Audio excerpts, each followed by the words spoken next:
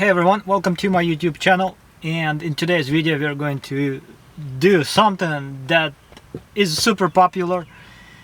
We are going to go through the glove box.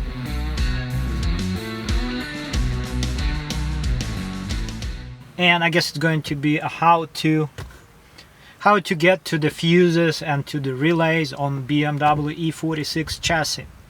I'm going to try to keep this video as short as possible and as clear as possible. What we are doing today is we are getting to fuses and relays on E46 chassis. In any case, like I said, this is a BMW E46 330i automatic, and it's this one is a 2004 ZHP model. That shouldn't affect the process that I'm going to go through, and you can use it whether you have a, or you can follow this process whether you have a four-door, a station wagon, a two-door convertible, two-door just coupe. Cannot really say much about an M3, but the basics are the same. The dashboards are pretty much identical on all of these cars. Some of these cars, depending even on the packaging, can have different amount of fuses and relays, but I'm not going to go into fuses and relays. I'm just, because I already have a video on that. So if you need to know what relays are and fuses are on these cars, what they do, how they affect what they do, especially if you're trying to deal with the fuel pump. So I guess that's the point. The reasons to get to the fuses and relays on these cars is if you have a fuel problem or you have a start problem. So you need to get, in those cases, you need to get to the fuel pump relay and fuel pump fuse and wires and some other related relays and fuses, and maybe you just need to check fuses and relays.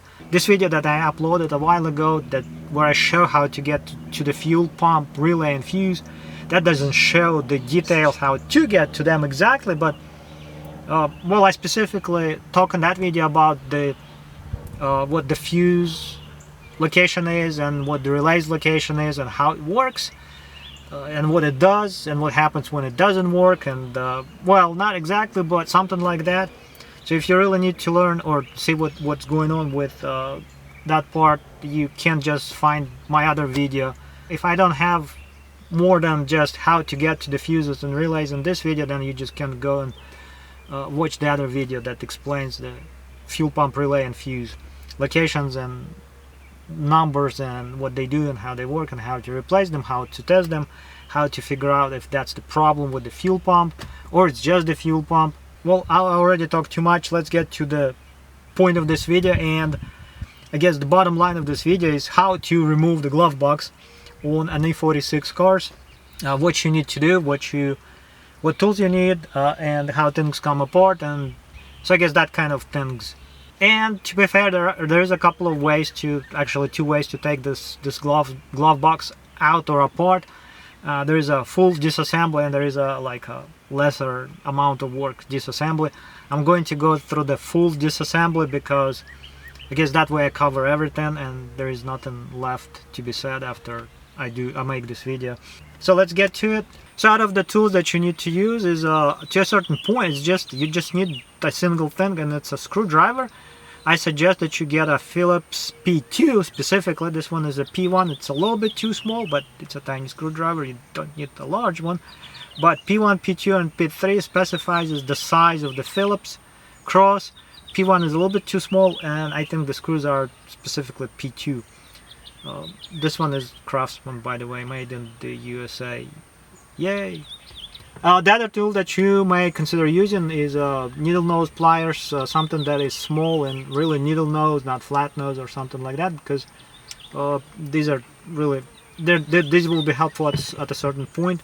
Flashlight, like I said, did I say that? Flashlight, yeah.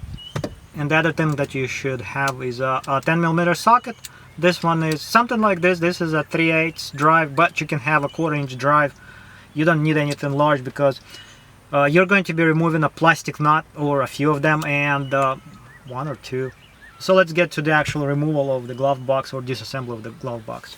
So the glove box opens up like this, and a couple of things to make a note of is that there is a strap on this side, on the right side, that actually stops the glove box from opening too far down.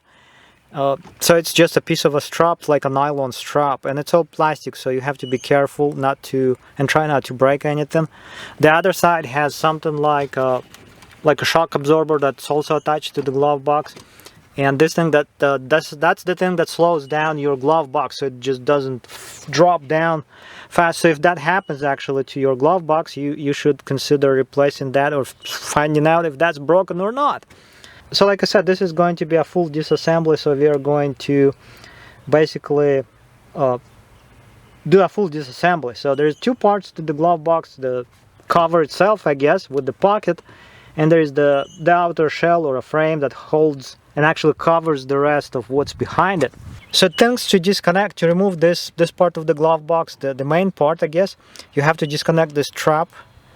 And it's all plastic, like I said, so be careful. There is a pin on the bottom of it, and you just pull that pin out. It just comes out like this. And this is the point where you may want to use like needle nose pliers, because this can be really tight. A piece of a plastic, so be careful, try not to break it or lose it, because as you can see, this is all attached with this strap is attached with that pin. So if you lose it, you would probably try to figure out how to connect it back. And this is a fairly, as you can see, this is a fairly soft plastic. So but that's pin number one. You have one more pin like this on the other side. So now this shock absorber is also attached with the same pin on the bottom, and it's right here, that pin right there.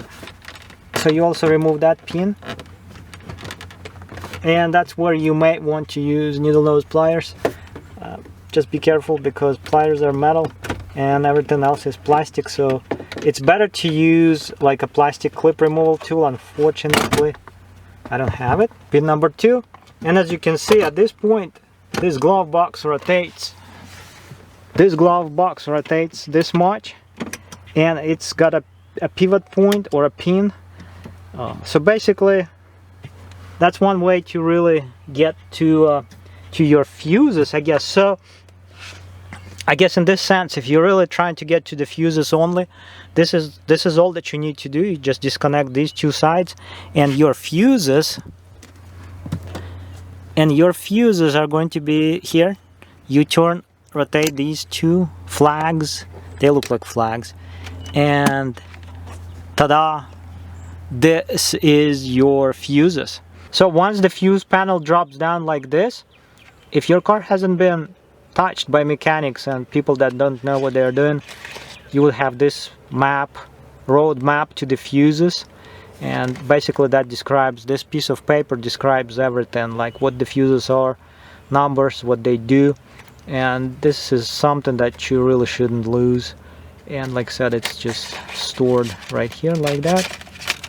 And again, this thing closes back. These two flags, you can see they are just things that turn like that, in a sense that there's a locking part to it. That's how this works on two sides, basically. So the same thing. And the fuses are the old school fuses. They are not tiny small fuses, these are large fuses. And there's a fuse tool, or you should have a fuse removal tool right here in the middle. And this is the fuse removal tool that should be stored in the middle right here, and that should be in place, so it really helps you to remove the fuses. Otherwise you would have a hard time getting those fuses out, even if you have needle nose pliers. Those don't always fit in tight spaces. And this is the basics of the fuse access on E46. That's all that you have to do to get to the fuses. Do you have to really drop down this door of the glove box? Probably should, because as you can see, if it's just like this, it's not much of an opening. If you drop down the door, the glove box door, then you have a good access to everything here. So at this point, we'll just flip this back closed, because we don't really need to bother with that at this point. And now let's get to what holds this glove box in place, and it's a couple of screws that are under. So what I'm going to do, I'm going to push this shock back in. That way it allows me to just move, actually close this. And you can do it two ways, I guess. You can disconnect those straps and the shock absorber first, and then do the screws and hinges on the back, or you can remove the hinges. It doesn't really make a difference. Just be aware that this thing can just fall down or fall out, and just be careful, I guess, in general.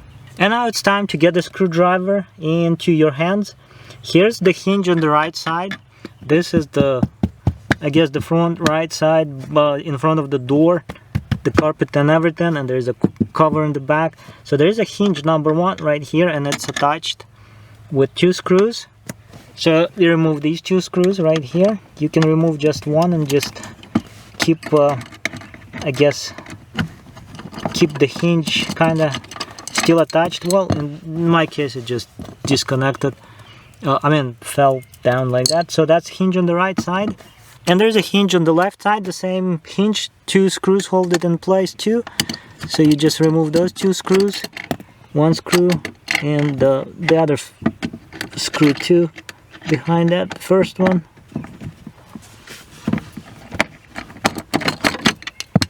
So these are the hinges. These are just pieces of plastic. They are like this.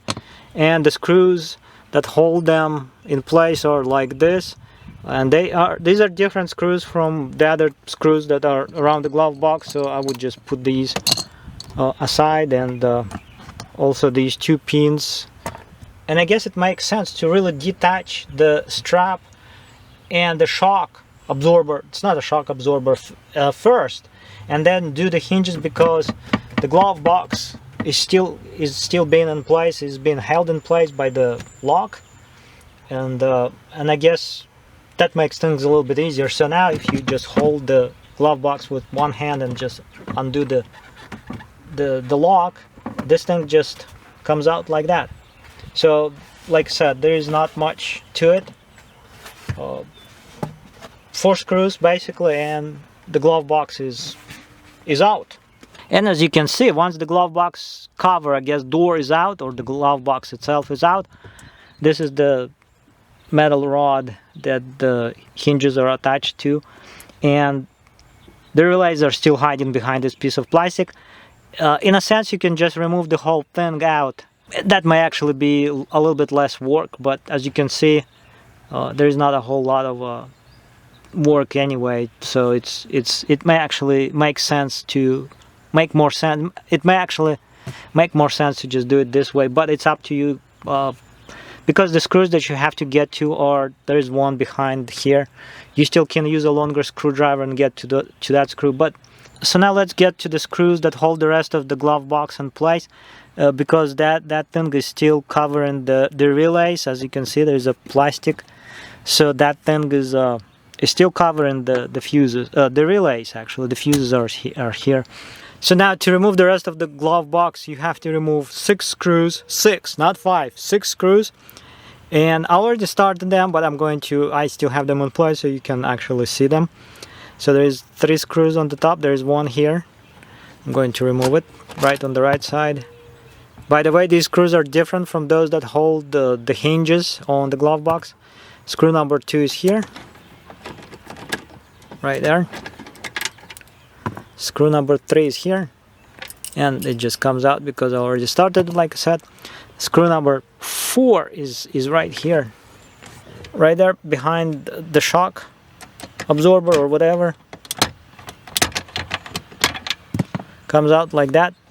The next screw is going to be, so the screw number 5 is hiding behind this strap right here. Come out. Just behind here, this is the screw. So just behind the strap, this is the screw, like I said. And there's one more screw that is here on the bottom, right there where the end of the edge of the dashboard is, right there. That's the screw. So remove this one, and it's actually not been covered by anything. So that's the screw to remove. So that's 6 screws in total.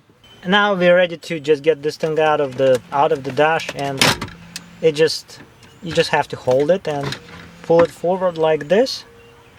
And as we can see, there's a couple of things actually to see. Well, first of all, there's a light here, and these are the hooks. Everything is so thin and flimsy, that's just like really thin. And the thing to really pay attention to, that there is the two cables that are attached to one is to this light on this side, and the other one is for that removable whatever BMW's flashlight. Actually this car doesn't have one, and I guess it's up to you if you want to remove this or not. If you really want to get this frame out of the way, you just I guess just disconnect the wires or unhook the wires. And by the way, they're not really attached by much. This one behind the glove box is just like that, and it's got a connector right here. So if you're replacing the glove box and things like that, that's all that you need to do. So you just disconnect this from behind of the flashlight, and this frame is actually free to go. And this is the frame, the actual thing, the glove box. That's what the glove box is. And now we're looking at the relays. So the relays are hiding. So this block of relays is empty, and it may actually be different on your car, but this one has nothing. And I don't know if it's relays or some other electronics, not sure, but on this car there's nothing in here. There's only one relay on this right side, and the rest of the relay are up there. And I guess this should be it for this video, in a sense that I just covered in this video whatever I did not cover in the previous video, or in that video where I talk about the fuse and fuel pump, fuse and relay.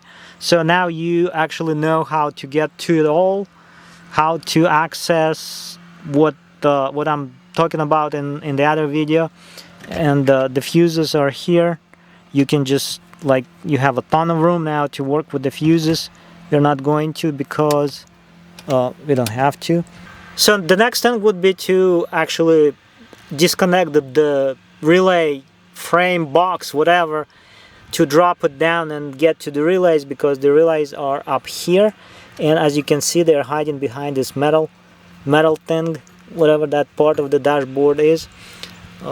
But I don't think I covered this in the other video, so I'm going to really, I guess, talk about it. And it's this little cover here on the bottom.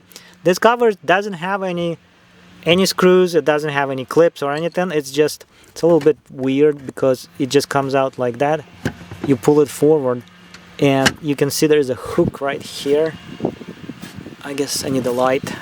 So this cover has two hooks. One hook is right here, and the other one is right there behind right there where I point my pointer, which is a flashlight. And also there's a cable right there, as you can see, that connects to the slide. So if you need to disconnect that, you can do that. You can just, I guess, pull that thing out like that. So that's the cable for this light, and cable and connector. And now to get this out, you kind of have to flex it a little bit, and it just comes out like this. So if you're replacing this piece of plastic, that's pretty much all to it. There's a light, like I said, and it's just a cover. And oh boy, this car is so much cleaner, and nothing has been damaged or destroyed on here. There is no dirt, there is no dust. This is a 2004, but look how clean it is. There is pretty much no dust. Everything here is just like new. I like it. It's awesome. That's how the cars should be. And I suppose I still can, in this video, get to the relays themselves. I guess I don't see why not. Shouldn't be too hard. And also, let's just I guess see if I still remember how it's done. So there's a plastic nut right here on the bottom, as you can see, that you have to remove. And I don't think anyone has ever touched this, because it's just looks OEM or assembly line fresh. And this is the plastic nut right here, just like that. Yeah, that just is a plastic. And what else? I don't remember actually what else. So I guess now the hard part. There are two things that hold this thing in place, and one of them, they're kind of identical. One of them is this thing on the top, and I guess I'm going to try to get to it with my camera. So right here where my finger is, just behind these cables, there is a this white piece of well, it's yellow, the relay frame, and it's hooked up to this black tab, or like a whatever that is. That's a clip actually that is attached to the chassis of the car. And I guess I'm going to try and show how it's done. So you basically just pull it forward like that, so you can see how this really disconnects. And the same on the other side. It's super hard to see. So this is the right side of the relay box, and all the way up there where the screwdriver is, I try to, is it actually visible? So where the end of the screwdriver is pointing at to, that's where the other hook is. Well, that's what I can call it. Just behind these wires. Kind of inconvenient, super hard to see. So what you have to do, you kind of have to just stick your hand in like this and just do it. Yep, if you hear that sound, that's what really that is. And then you just basically move this down as far as you can.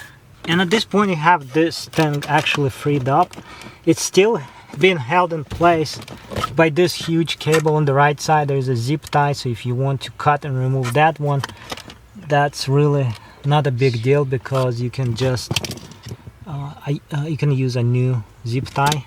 So in essence, so you can cut this zip tie right here that free up this huge cable, and the clip that it sits in, or the zip tie is attached to, is just basically a hole in it, so you can run a new zip tie through it. As far as I can tell, these are just regular zip ties, there's nothing special about them. And now, as you can see, this is the block, the relay block. So this card, there's another zip tie holding this cable in place, so if you really need to disconnect things, you can just cut these zip ties, and that way you can just well, this is just a zip tie, again, just a standard plastic zip tie like that, so you can just use a new one. Not a big deal if you cut this one. And these are the relays.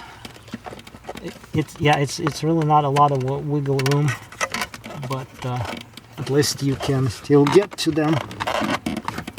So right here like that. So if you just move this down, and what's prevented this from moving down is these cables on the right side.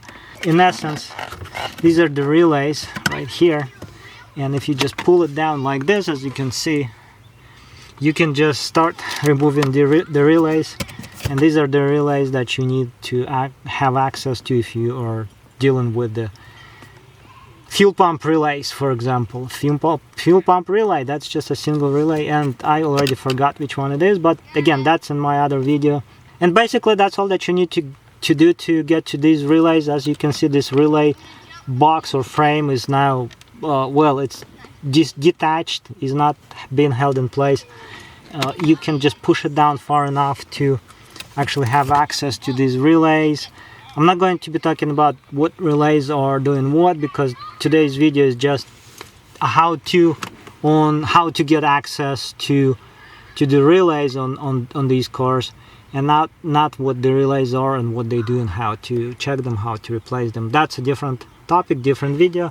But in any case, that's all that you need to know to get to these relays. And now it's basically the reassembly is a reverse process to what I just showed you, and it shouldn't be too complicated, but I guess we can go through it. Like, I guess to reassemble this, you can just basically, yeah, this side is no fun, I can tell you that. There you go. So what you have to do is really push it up, forward, up, and then down. And then this side, I guess the same way.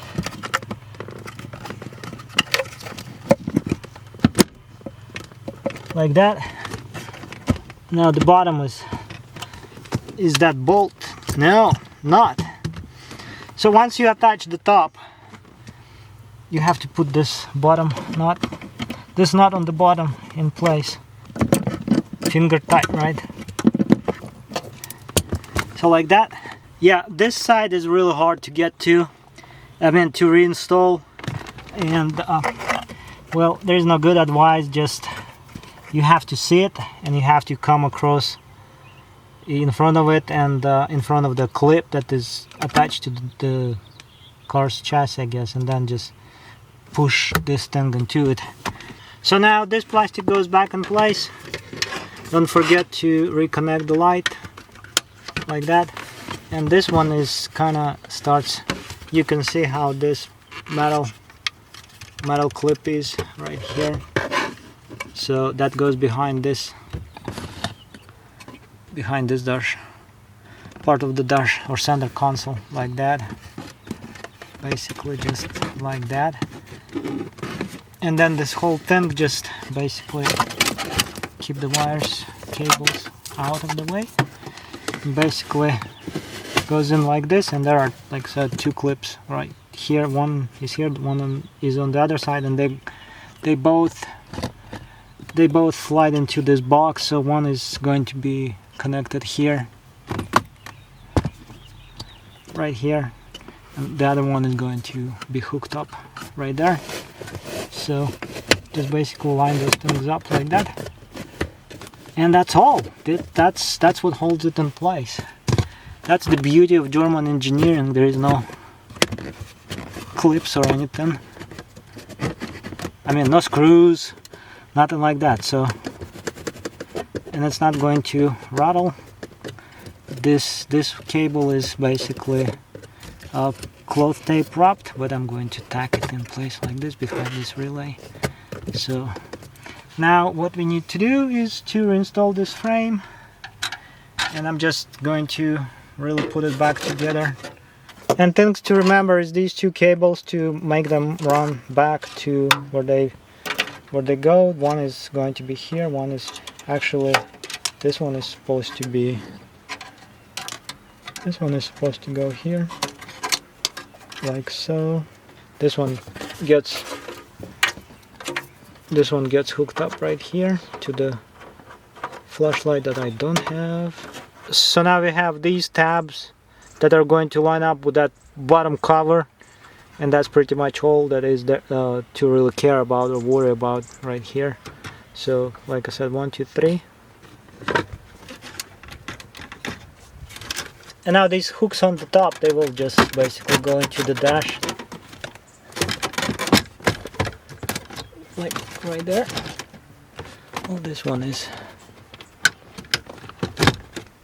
doesn't want to line up. There we go.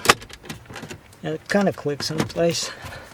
So that's how it is, nice and tight. Now it's time to reinstall all these 6 screws. I think that should be it for this video, I suppose.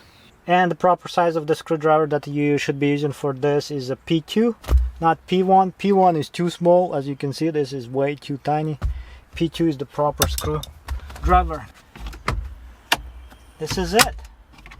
Nice. And everything lines up. And I can tell you guys, this one is not as perfect still, but this is a nice progress compared to E36 glove box. That glove box has always been a pain in the butt. This on E46, BMW engineers improved it, and it definitely looks better. It fits better, although you still can see that this is not as perfect as it could have been. There are bump stops right here, rubber bump stops. I don't think they are getting engaged. Whether this thing is actually, I don't know. It locks. Alignment, the alignment is and the gaps is all nice, and you wouldn't really complain. It doesn't really rattle. So E46 has an improvement in the glove box department, at least compared to E36. So this is a progress.